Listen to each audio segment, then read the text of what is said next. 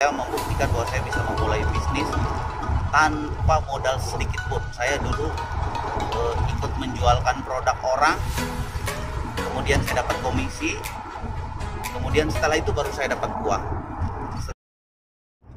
Assalamualaikum warahmatullahi wabarakatuh. Kembali lagi di channel saya, Obed Syam.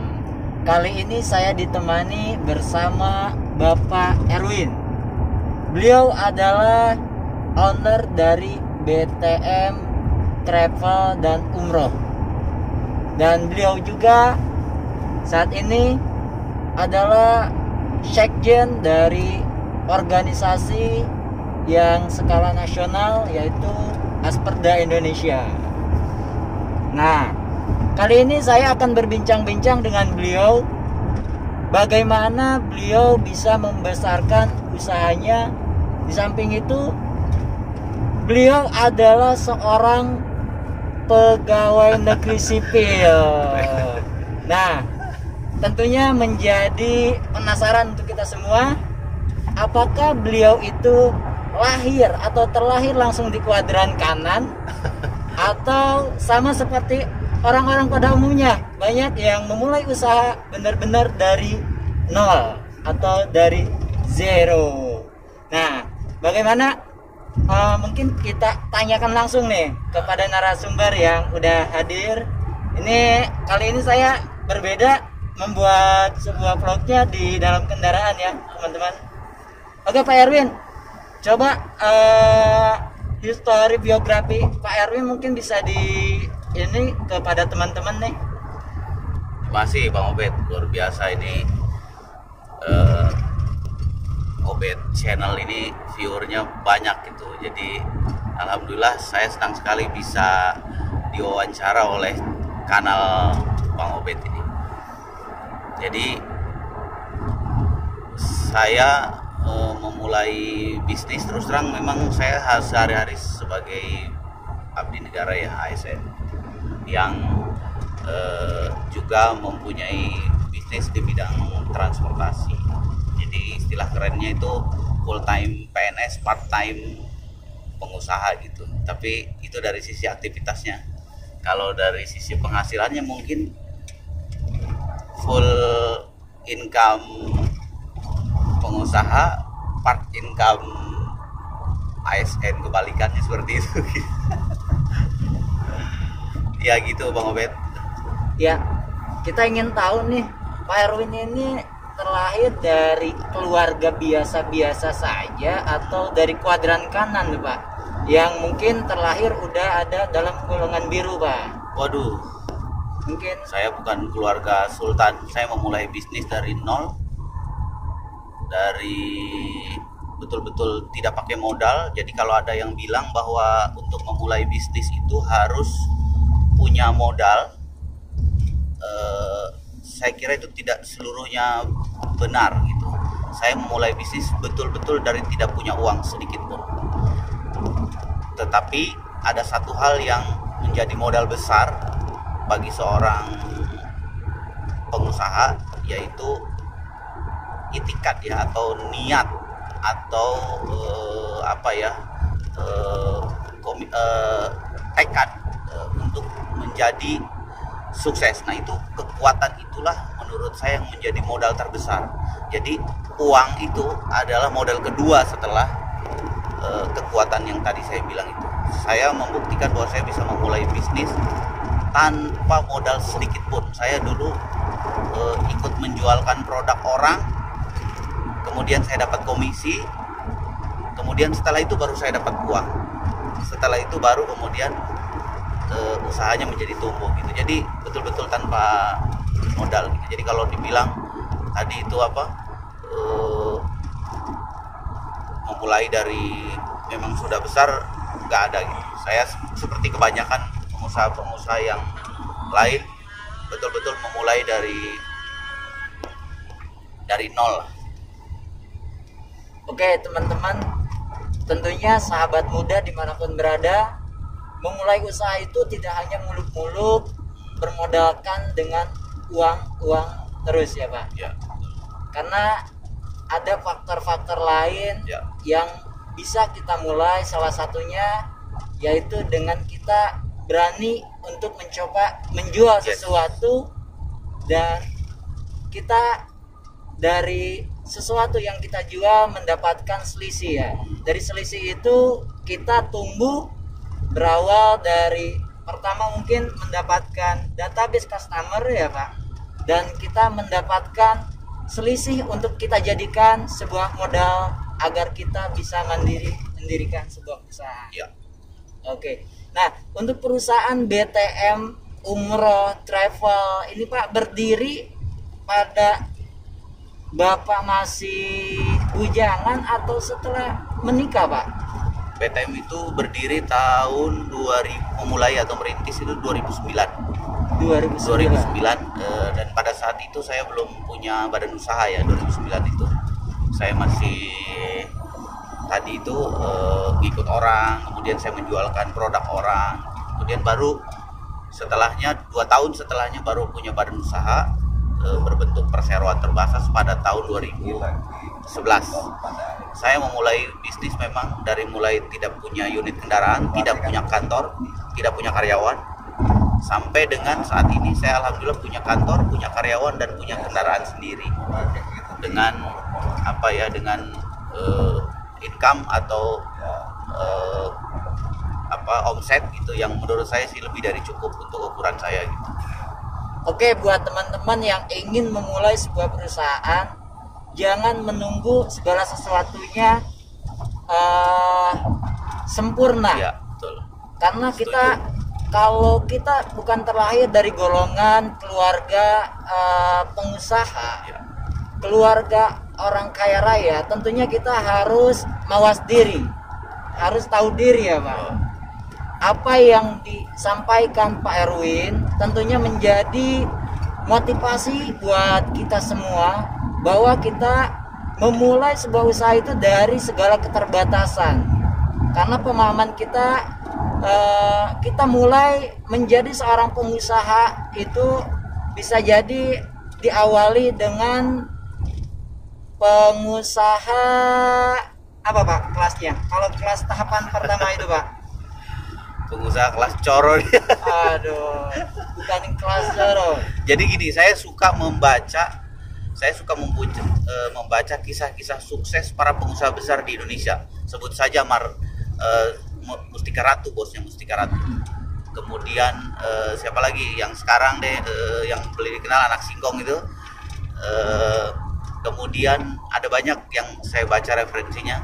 Itu hampir semua yang pengusaha-pengusaha besar itu mereka memulai dari nol, tidak ada yang langsung besar. Mustika Ratu itu dulu pedagang jamu keliling yang kemudian dia berusaha keras sampai akhirnya punya perusahaan sebesar itu, dan sekarang perusahaannya besar sekali kan. Nah itu kemudian bosnya BCA terkaya di Indonesia, coba baca kisah hidupnya, pasti dia memulai sesuatunya itu tidak langsung besar seperti itu. Oke teman-teman, tentunya kita untuk membangunkan singa yang ada dalam diri kita atau potensi-potensi yang belum tumbuh, kita pancing dengan membaca buku ya Pak. Ya. Dari kisah-kisah orang-orang yang hebat di luaran sana, yang dulu bukan siapa-siapa lalu dia bisa bangkit dan sekarang menjadi sebuah public figure. Nah, Pak Erwin ini membuat atau memulai sebuah usahanya dari owner atau dari entrepreneur operator. Segala sesuatunya dia kerjakan, mulai dari market, Betul. mulai dari jualan, mulai dari produk, mulai dari apa saja mungkin administrasi dia kerjakan sendiri.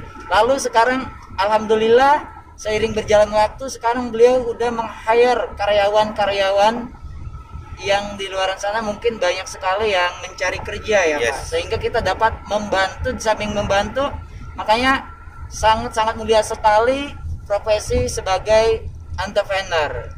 Diawali dengan entrepreneur operator yang mana kita mengerjakan segala sesuatunya, lalu kita naik level ke entrepreneur manager.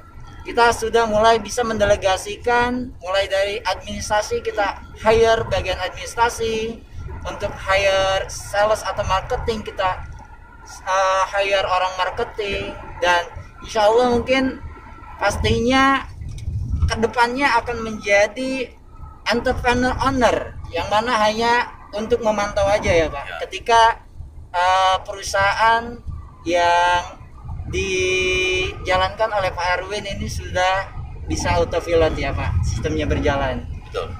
Nah, buat teman-teman juga nih, saya pribadi sangat-sangat termotivasi di usia yang berapa sekarang Pak? 42. Sedangkan saya 28 nih. Pak Erwin ini sungguh-sungguh energik, baik dalam hal berbisnis maupun berorganisasi. Beliau rela meluangkan waktunya, menginvestasikan waktunya untuk beliau dapat mencari jaringan atau networking maupun belajar upgrade diri untuk menjadi lebih baik ya Pak, pribadi yang lebih tangguh lagi. Gimana Pak di pandemi ini untuk kondisi travel? Tentunya kan Ya. umroh tutup, nggak ada. Gimana Pak untuk hal ini, mungkin kita bisa sharing juga pada teman-teman? Ya. Jadi di masa pandemi ini sekarang tidak ada perusahaan yang kuat. Perusahaan yang besar ataupun kecil sekarang terdampak. Jadi kalau saya bilang tidak ada perusahaan yang kuat. Kalau ada yang betul-betul kuat itu omong kosong gitu. Maksudnya apa? Semua kita terdampak dengan adanya pandemi ini. Tetapi alhamdulillah dengan berbagai terobosan atau inovasi yang kita lakukan, BTM sampai saat ini itu masih mempekerjakan karyawannya secara penuh, tidak ada yang di PHK. Wow. Jadi seluruh kantor tidak pernah libur, tetap beroperasi gitu. Walaupun transaksi kita tentu berkurang dibandingkan yang masa-masa normal. Setidak-tidaknya kita bisa mempertahankan pekerja itu tetap bisa bekerja dengan kita, sebab salah satu misi dari seorang pengusaha itu adalah memberikan manfaat atau memberikan dampak ekonomi untuk orang-orang yang bekerja di kantornya. Jadi di sekitar, itu ya. Menurut saya yang misi mulia dari seorang pengusaha. Jadi tidak semata-mata dia berbicara keuntungan, ada saat-saat di mana dia harus berkorban untuk orang-orang di sekitar yang selama ini memberikan kontribusi untuk perusahaannya. Jadi pada saat sekarang memang perusahaan kita lagi rugi, tapi kita harus ingat bahwa pada saat untung mereka itulah yang bekerja di tempat kita, yang memberikan kontribusi keuntungan besar untuk perusahaan kita. Jadi pada saat inilah ibaratnya kita bersedekah lah ibaratnya ya, kita berjuang untuk mereka supaya mereka bisa bertahan gitu. Walaupun sebetulnya kondisinya sulit sekali gitu. Jadi saya sangat apresiasi untuk banyak pengusaha-pengusaha, pelaku-pelaku usaha kecil dan menengah yang berusaha bertahan, bukan saja untuk mempertahankan dirinya, tetapi untuk mempertahankan orang-orang yang bekerja di perusahaannya. Itu luar biasa. Mudah-mudahan di antara teman-teman semuanya bisa bisa tetap survive di masa pandemi ini. Intinya kita harus terus berusaha berinovasi, melakukan upaya-upaya baru supaya paling tidak perusahaan kita tetap hidup.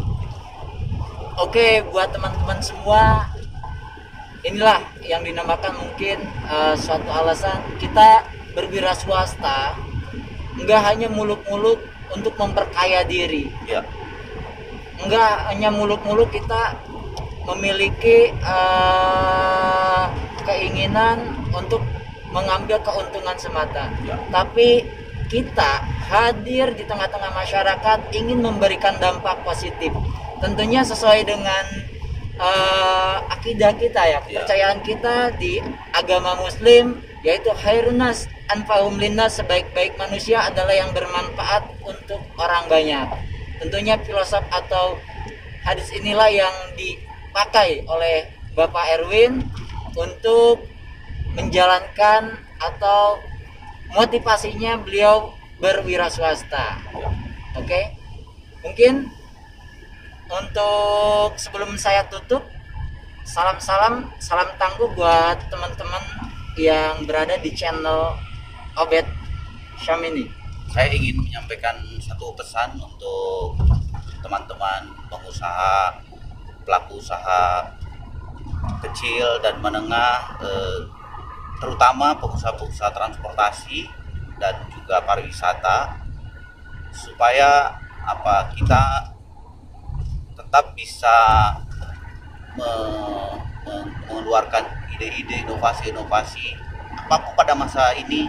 Apa aja bisnis yang bisa kita kerjakan, usaha-usaha yang bisa kita kerjakan, kita lakukan. Jangan gengsi, jangan merasa minder, tetap positif. Pikiran-pikiran positif kita itu akan menghasilkan karya-karya yang baik, dan insya Allah Tuhan bersama kita. Jangan patah semangat.